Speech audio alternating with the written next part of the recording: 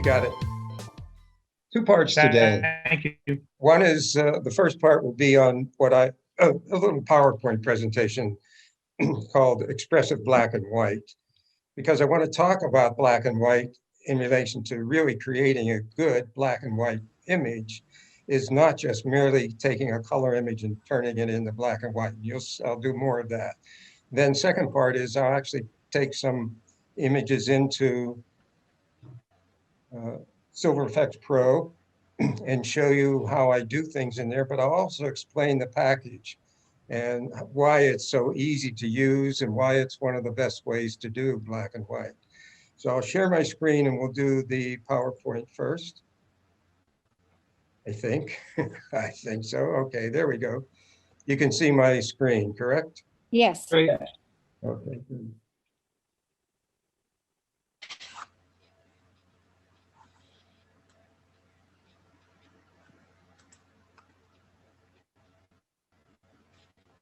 Expressive black and white, it really starts with a good color image. And it's not just I have a color image and I'll turn it to black and white. You'll see as we go through this why it's so important to think of relations of the shadow details and highlight texture and things of that nature that are very important to black and white. But here was my first competition print up in Chicago. And I thought, oh, this is great. This is a great shot. Well, I soon learned that judges were being gentle with me and calling it average. Today, I think it's just junk. There's black areas blocked up, the tree limb overlapping the top of the church, all kinds of problems, because that was not good composition. But I was determined. So I was determined to get the shot I wanted to get. So we'll talk about black and white, but a lot of what I'm going to talk about is the same related to creating a good color image. You want to know, how does your eye enter the image? And you've heard me say a lot of times, it enters from the left. In our culture, we read left to right. So when you look at a photograph, you really are coming in from the left side of it and going across. So that's the first thing. How does your eye stay in the image? Well, I call them containments, and I'll show you what I mean by that. But they're containments, things that are on the right-hand side to push you back into the image, or also on the left side to bring you back in. But those are containments, or from the top to push your eye back down into the image. And where does your eye rest? It will always rest on the brightest area of the image. So that should be the message you're putting across, where the brightest area should be the message. And how does your eye repeat? What are the leading lines and the other lines within the composition that brings the viewer around to what you want them to see?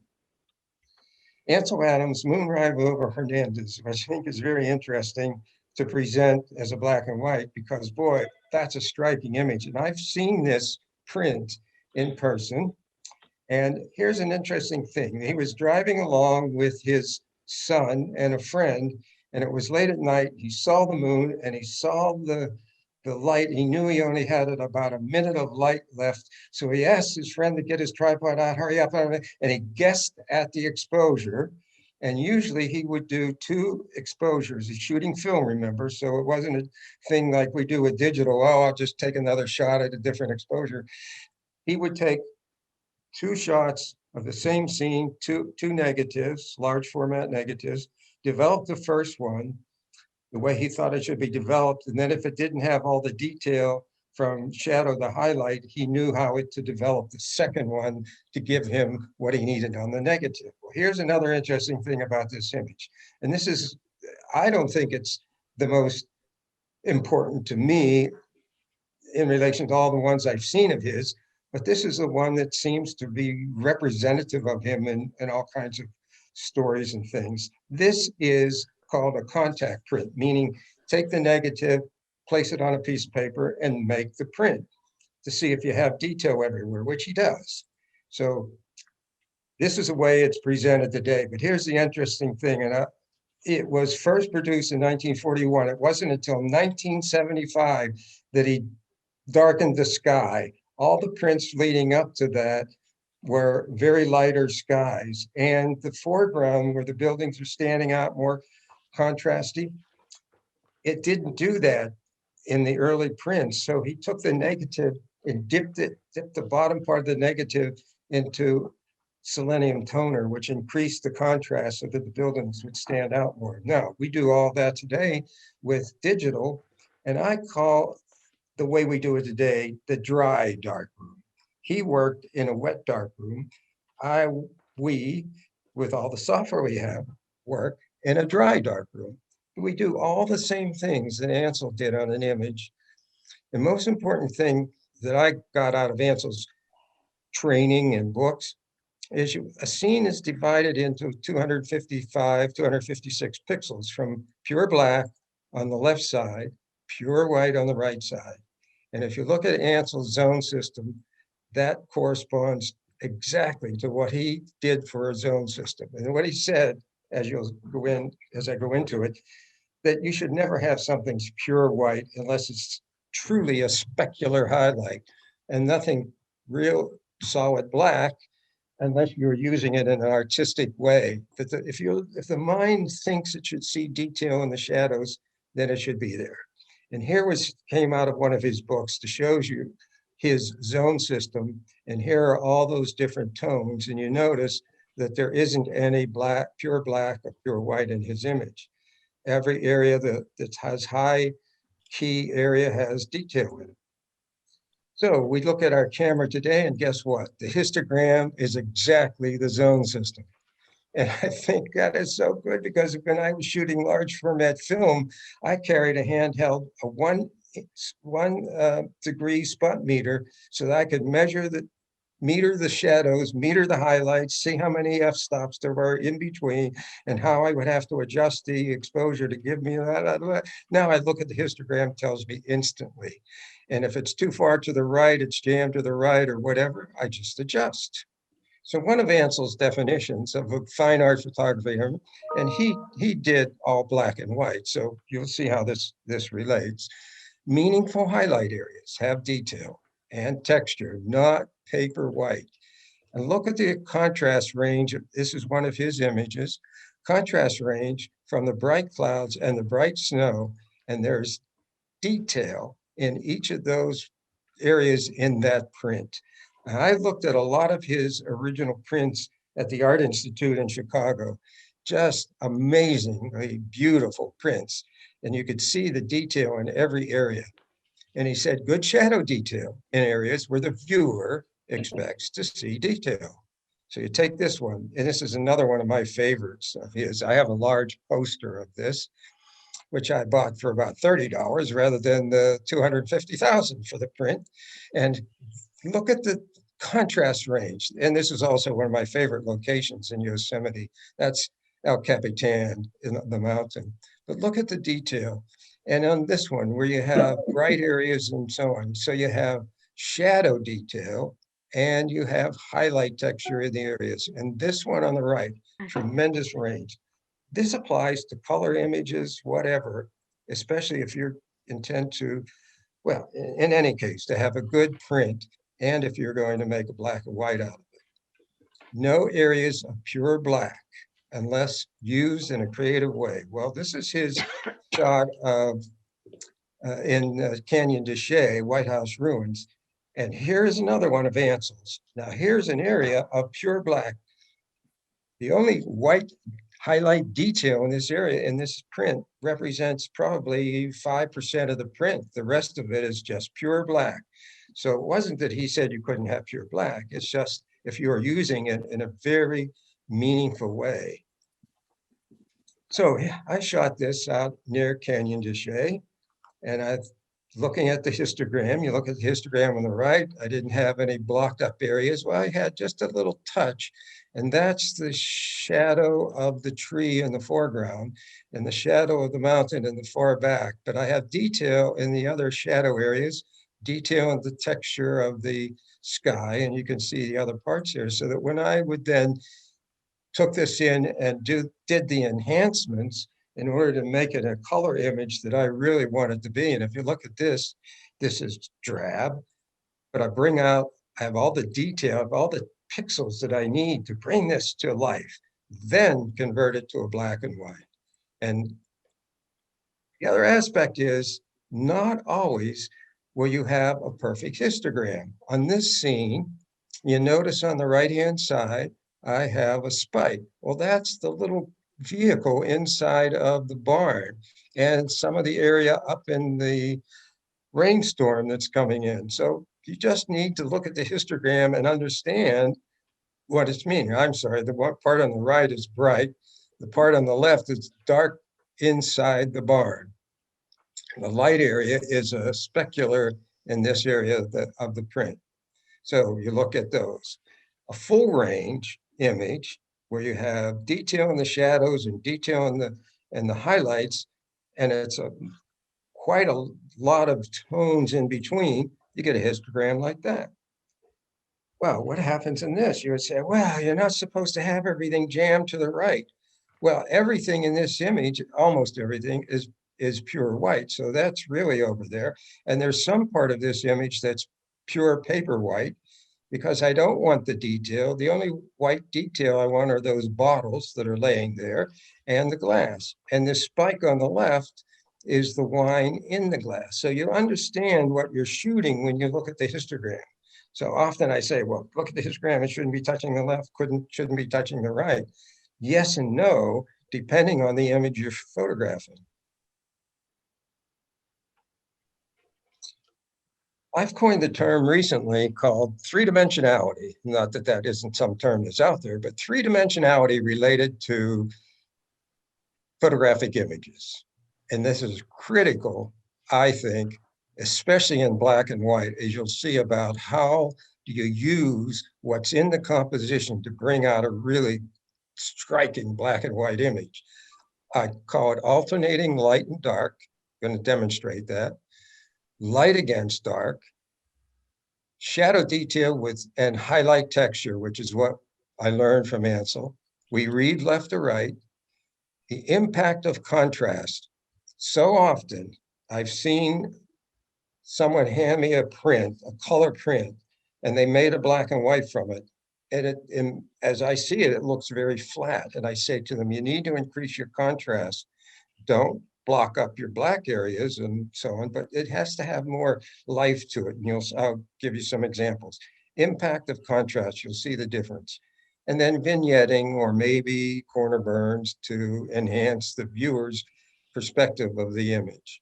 So what do I mean by light and dark or light against dark? Here's what I mean. Three-dimensionality, light against dark, and alternating dark and light. And that alternating dark and light, I learned that not from his books, but from looking at his prints. Before I get there, here's a color. Suppose you have a color image like this, and the red and the blue, and they stand out from each other. So the blue gives you a three-dimensionality against the red.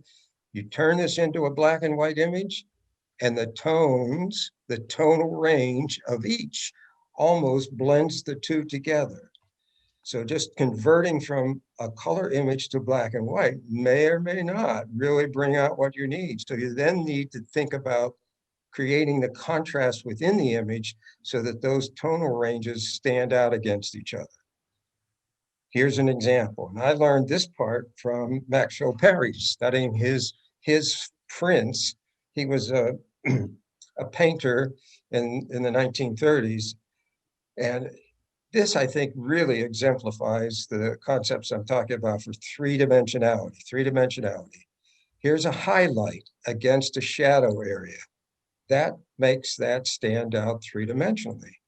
Here's a highlight against a dark area three-dimensionally. If he had painted this dark area the same as he's painted the upper left of this image, then that rock sticking up would not show up very much at all. So he has painted that very dark there so that that stands out three-dimensional. Here's a dark against light rather than light against dark.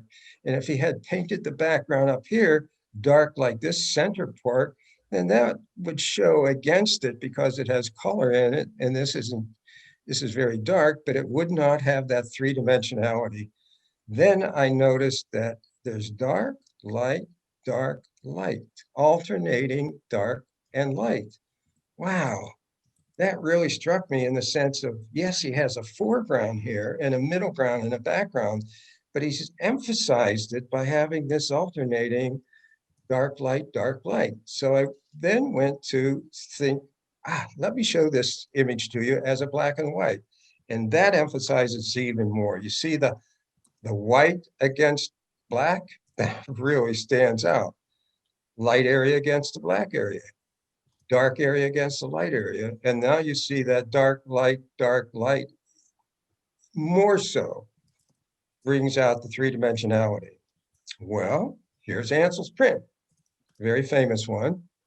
And he lived in Yosemite for a while, so he was able to be there when the clouds were how he wanted them. This is a very famous area called Gates of the Valley, and it's right on the main road as you go around the center of the valley. That's El Capitan on the left. So let's look at this in the sense of what I was just talking about. First of all, there's dark against light. He was waiting for those clouds to come through. If it had it with just a blue sky, the tonal values between the mountain and the sky would be similar and it would not stand out three-dimensionally.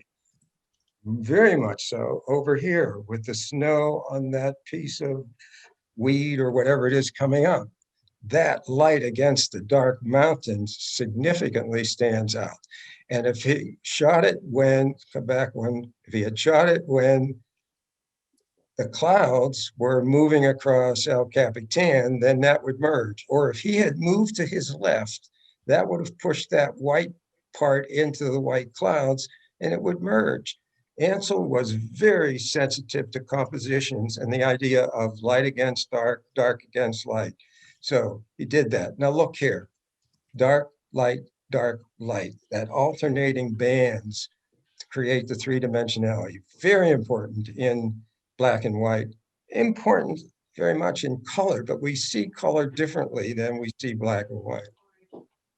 Here's one of Ansel's, I think, that represents very easy how I can explain a number of things. Alternating dark and light, and what I call containments. How do you keep the viewer eye in the image? Well, that tree on the right is a containment, and that little tree on the other side is a containment. So your eye comes in from the left, jumps over that little tree on the left, and then goes to the big one on the right, and that pushes you back in. And guess what? Here's dark, light, dark, light. Also, I was going to go to the containments before I go there.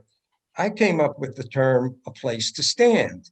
It struck me as I was photographing, this is also on the main road in the center of the valley. There, it does not often have water in the foreground.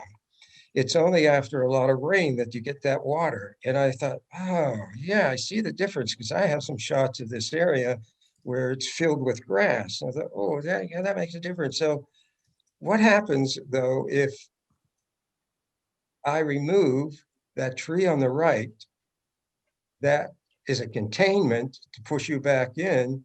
If that wasn't there, see how your eye wanders off the right-hand side. So he was very sensitive to keeping you in there.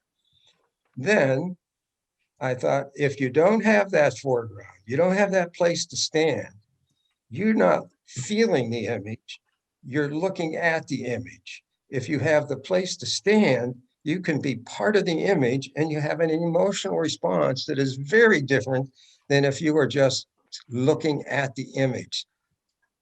All of my photography, since I've learned those, is to give you the viewer a place to be there with me, to feel the same thing I was feeling when I saw the image. So here's my shot of Gates of the Valley. And I was fortunate enough to be there in the wintertime with the light snow all over those pine trees. So that gave me light against dark. The snow on the top of the mountains on the right-hand side were some dark areas of the clouds. And there is dark, light, same kind of three-dimensionality. And here's a place for you to stand with me. So you feel that you can walk out into that area and feel this scene rather than just be looking at it. Three-dimensionality. How about the impact of contrast? converting a color image to black and white isn't sufficient totally. So here's a shot. It's Bisti Wilderness, which is out in the south, and do a workshop there from time to time. Here's the shot. It's a panorama. Convert it to black and white. That does not have the impact that now giving you the contrast layer, contrast aspects of a black and white. So converting from a color image to just pure black and white, that's very flat. Now I need to increase this contrast, but keep the shadow detail, keep the highlight textures. Another one, which is in Mesa Verde, shadow detail, highlights everywhere. But if I now increase the contrast a bit, that foreground stands out and I get very good detail down in the highlight areas of this. And the background still has the detail that needs to be there, but now it's three-dimensional. Also, Bisti Wilderness. I always call it Bisti, but it's Bisti Wilderness. Here's the black and white image of the color image that I shot, and then producing the contrast level to bring the three-dimensionality is important. Tones tend to merge together from the black and white, then bring in the contrast, but don't lose the detail and the shadows, and don't lose the texture and the highlights. Inspiration point.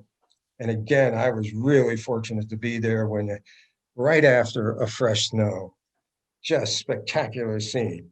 Here is the black and white, but now I increase the contrast a bit and keep all the detail and the shadows and the texture and the highlights. Now it has three-dimensionality. Wow. Not just the foreground, middle ground, background, but it actually stands out more for you. So very important in black and white. Same with this image, Tufa Lake, Mesa Verde, all the detail, the exposure's good, the details there, interesting. Make it a black and white. Yes, it's interesting, neat. And so now I decided to make it even more interesting and put in some light rays and an Indian standing there and made that a message. So I've now added some things. And if you have time after the presentation, I told Joel Lieberman, who's on, that I'd show him how to put a light beam using Luminar in one of his images. And so I used Luminar to put the light beam in here. And I had a shot of the woman from another aspect, another location, and I put the two together. And I call this artistic reality. I'm not representing reality exactly. I'm creating a scene. I'm creating a message. So I'm artistically creating work. The Great Sand Dunes. Ansel taught me well. Detail in the shadow areas, detail in the highlights, alternating light and dark. Here's the color image from the same location. And here's how it came out as the color image. But I now need to create the true beauty that I saw when I was standing there as the color image, and then make it into the black and white. And guess what? You get dark, light, dark, light, dark, light, dark. Three-dimensionality. In fact, let's go back to that. Just the flat color image, even that is not that interesting until I bring in the contrast level related to that and burning a little bit in the foreground in the upper part to bring your eye down into the image, and then converting that to a black and white and making sure I have the contrast level just right, and seeing when I'm standing there, looking for that aspect of dark light, dark light, dark light. Now you have a very high key image against a black background, but still to keep the definition throughout the textures, the white textures, to give everything that you need. An image like this, and this was when I shot the bird at a preserve, and then I've put the sky in, but I placed it in a way that when I would convert it to the black and white, that the highlights on the wing would be against a dark area in the background of the clouds, And the same on this one so that it would stand out more three-dimensionally. And even on the claw, they are a little darker. They're light, but they're light, so they're lighter than the area behind them. So it creates that three-dimensionality. I'm always looking for, how is the highlight working? How is the lighting of the trees against the darker area in the background, in the water, and so on, so that then when I convert it to black and white, I get the kind of image that I want. This one, so often somebody would say to you to put that sky in, because nowadays, especially the newer features in Photoshop, you can add a sky very easily. No, I shot that. I was walking along the ridge of the Merced River toward the cathedral spire, and I saw the clouds coming across. I thought, what great leading lines just coming across. I kept shooting until they were lined up exactly with cathedral spire. But also you see the tree on the left, that's a containment. When I could have cropped this image or shot it so that that tree wasn't in it, but that was important to me so that when your eye comes in and moves up to the right and there's more of the mountain on the right, so it pushes you back in. The leading lines of the cloud take you down to the spire, but when you come back, the tree holds you in, that's the containment. And there's a leading line of the edge of the sand right around here, and then the reflections. And you look, see here at the base, those trees are light against dark and dark against light and dark against light, three-dimensionality. So high contrast, black and white, just a high contrast. Mapplethorpe, I saw his originals at the High Museum, and I was struck with how beautiful, high contrast, bright whites, good texture throughout, and using pure black in an artistic way, which is exactly what Ansel talked about.